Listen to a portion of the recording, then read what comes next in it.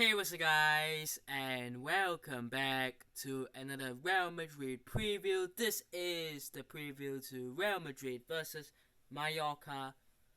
Now, I am recording this like about 10 days earlier because I just don't know when I'll be able to record this. And of course, um, currently it is, it's still the Christmas season, so yep. But let's just, I just wanted to get this, done as soon as I could.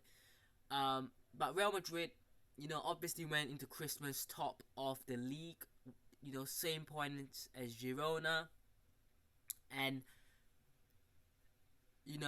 Barcelona obviously won. Atletico dropped points in the last game, so it is absolutely crucial that Real Madrid continue this form of game because I think Girona are definitely gonna be in it. Now, of course, the boost this game or this match week is that Atletico play Girona, so one of the two teams there will drop points. That's definitely, and I'm hoping Atletico can help us do something because the last time we hoped Barcelona to help us do something, they absolutely got destroyed.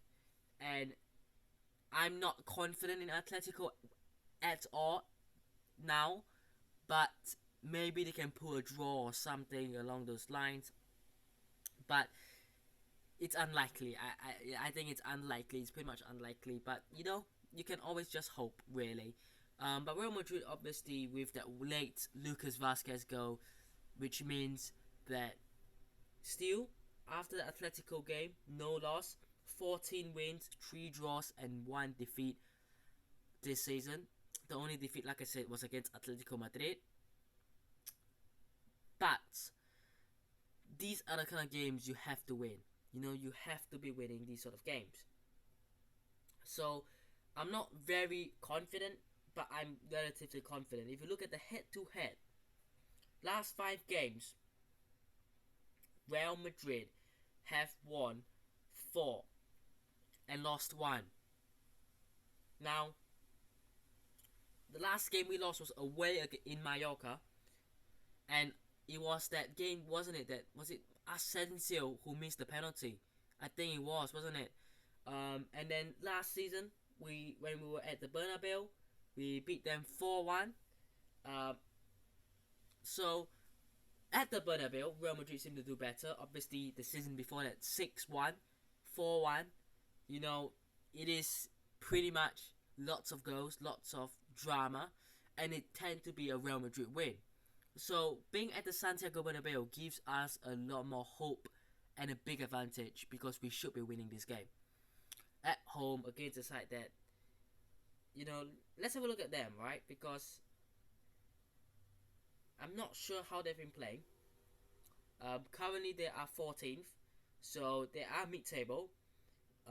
They are in that group with Sevilla and Alaves that, probably are close to the relegation, but probably might not get relegated. They're 5 points off relegation. So, this is a big game for them. And this is a team that are basically, like I said, we have beaten Alaves, we have beaten Villarreal, so it's a must-win game. It just is a must-win game. Now, let's look at maybe someone like danger man. If you remember, Murici seems to like to score against Real Madrid all the time. Obviously scored against us at the Bernabeu last season. Sergi Dade, he's there. Pablo Maffeo, he's there. And there's Raelo. If you remember him, he was kind of chatting shit with Vinicius Jr. last season.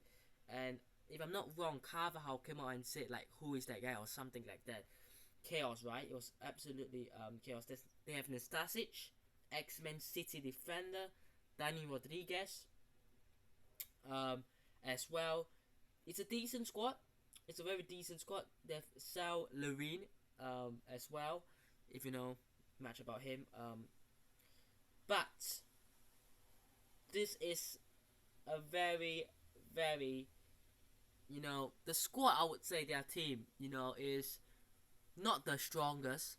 I would say Villarreal have a stronger team. Sevilla probably have a stronger team. So they are probably going to finish 14th, 15th. We should be winning these sort of games at home as well. But what changes do I think Ancelotti might make, and what would the starting 11 be? Keeper wise, as always, 50-50 coin flip. It could be not Courtois. It can't be Courtois. It could be Kepa, or it could be Lunin. Well, on this occasion, I think Kepa has it. But don't be surprised if Lunin starts. Could this be, a bit of rotation? Kepa having, obviously a bit of injury. Lunin coming in, and then Lunin and Kepa, obviously rotating in the last 3 to 4 games. So Kepa has started coming back to play, but you never know. So I think it could be Kepa. In terms of stats, right, I think Kepa has more clean sheets, but Lunin has made some very big saves. So it depends, because it seems that whenever Kepa plays, we don't really have much to do. And I'm not saying that in terms of actually, of course we have to do more, like with Lunin.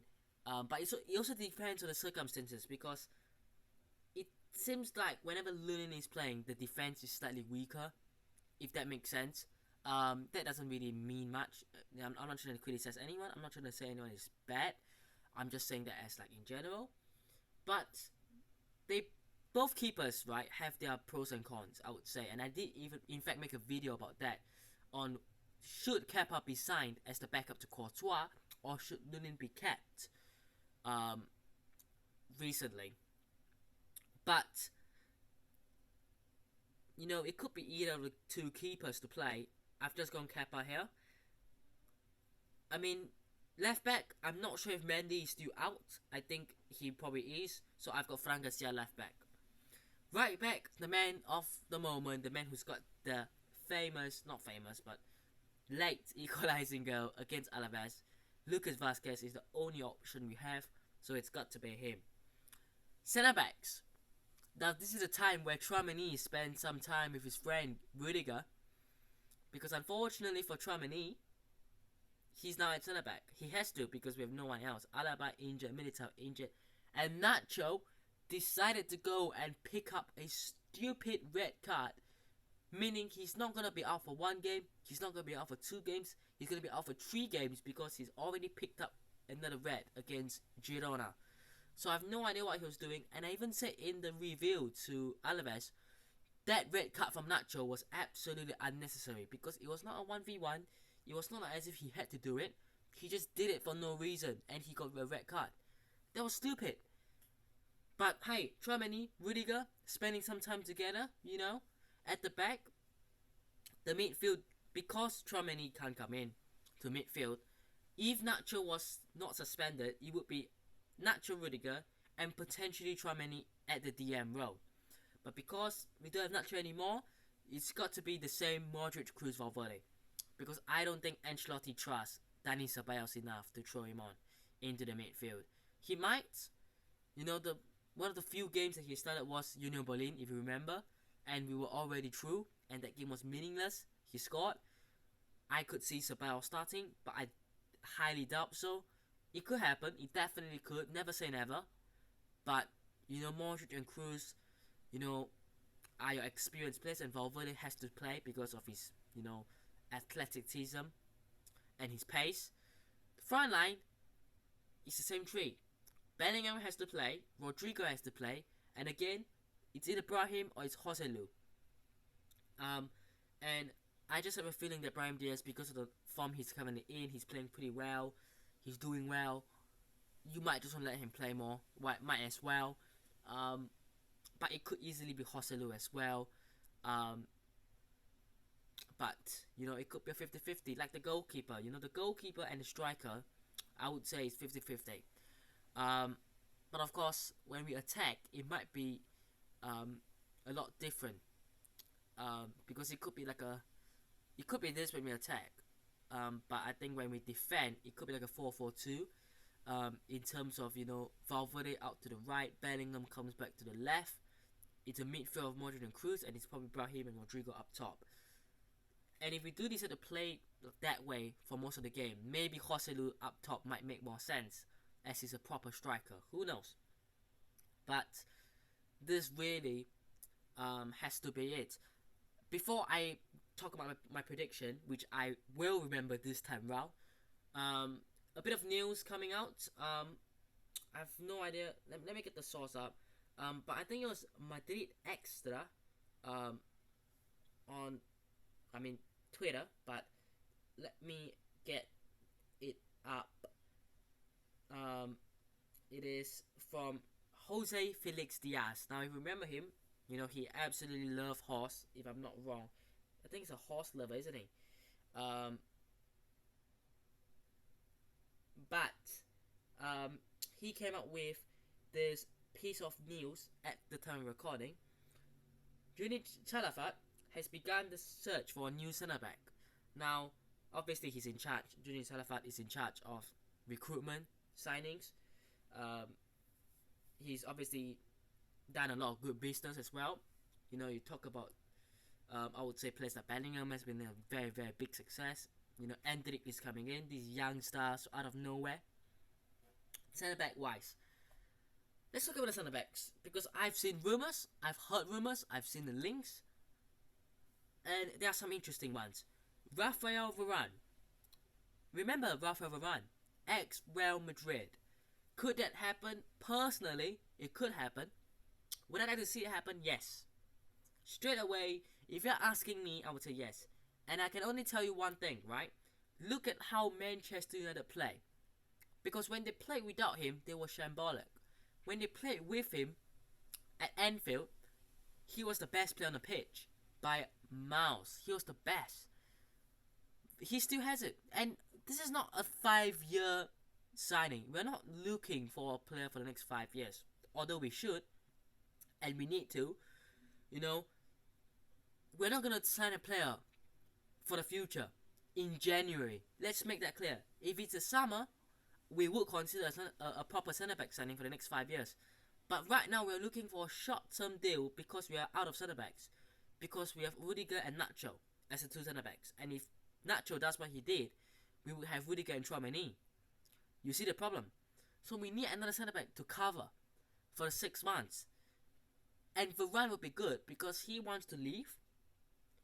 Real Madrid needs someone for a short term, and we could get him for 6 months and say, look, join Real Madrid for 6 months. Obviously, you can't sign a 6 months contract, you sign a 1 year contract, and we will allow you to go to Saudi after 6 months, or go back to France after 6 months. Up to you. Of course, we will pay United a fee, and we'll get a fee back for him. So realistically, it will probably be get him from United for about 20 million and sell him on to Saudi for about 20 million. These sort of, situation. Based on what I've heard, this is probably the best we could do. I mean, I've heard players like Gonçalo Inácio from Sporting. It's not gonna happen in January. You have to be, honest about it. It's not gonna happen. And I've heard Rafa Marine. It's not as easy as let's just recall him. It's not that easy. Obviously, the process, the fact that you signed the contract with Alaves to say, you know what, you can have him from loan. The contract is there. And if you decide to call him back, you kind of breached the contract in a sense. So, it's complicated. It's complicated to do that deal. So, and I don't think Rafa Marine is good enough at the moment. I think he still has to develop. So, I would rather sign a good enough centre-back to come back, or to come, to do the job for 6 months. Personally. So, Varane is probably the best shout. Best rumor that we've heard. But moving on, my prediction: Real Madrid, Mallorca. I could go 6-1 if I want. I'll go 3-1. Real Madrid 3, Mallorca 1. We have seen these sort of results before. I mean, this season already. Villarreal, that 4-1 win. Valencia, that 5-1 win. Real Madrid are capable of scoring goals. I just don't know if we'll keep a clean sheet, and I don't think we will. But let me know what your thoughts are down below. Hope you guys have enjoyed today's video. Hit the button if you did. Subscribe to the channel on already, and I'll see you guys in the next one. Peace.